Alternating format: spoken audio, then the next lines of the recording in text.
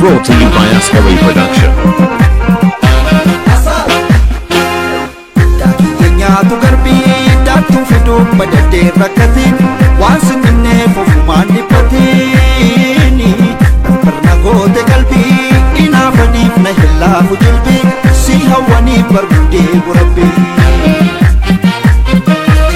chapi gurra changabu kakallate na rafeni chabu kakallate na rafeni chabu yu akis gurra chesani mida makona tilelisani aluputi sinisu ani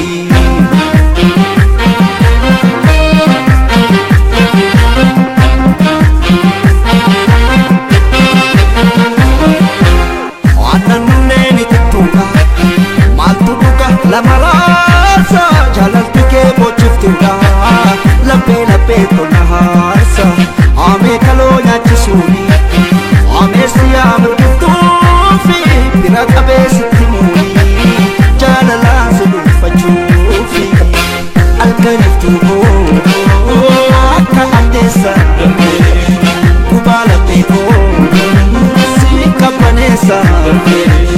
Yole pagante, si tu natana, chabala viko, si tu alana, wanjalala jarana malakafe, jala kishe se nanya kafe, darbata me kantare yogufe, gufade tanka echite kafe, jala te kafe, silate kafe.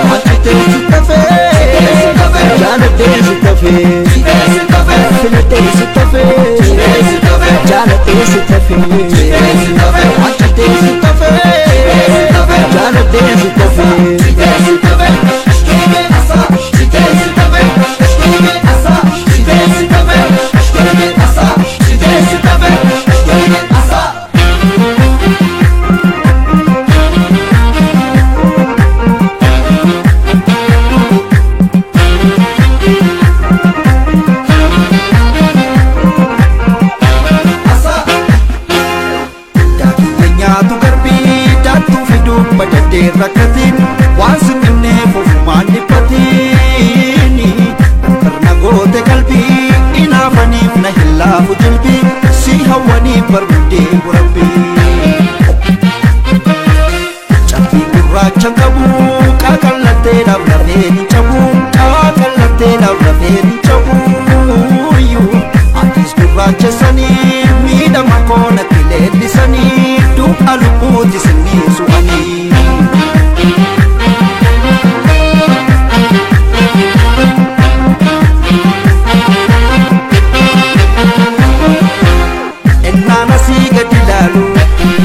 chagoda margahamu kampota uke hinole galme korra sumawamu wanti sita fejirare lemana amni sororo kanidinya nejirare damma makaya jororo ite baritu asumawama mormat tula akakudama daka galana Kontuna basi, yada diego. Wanjalala jarana malakafe, jalal kishe sene nanya kafe. Darbata me kantare yogufe, gufade tanka echite kafe. Jalate kafe, silate kafe, achite kafe. Jalate kafe.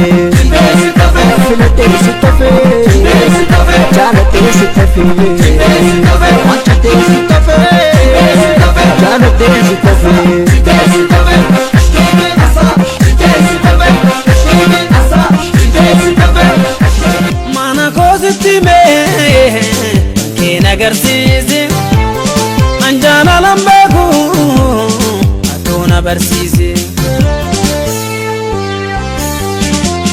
simale sota jedidemi simale ora Manti la laddu Semale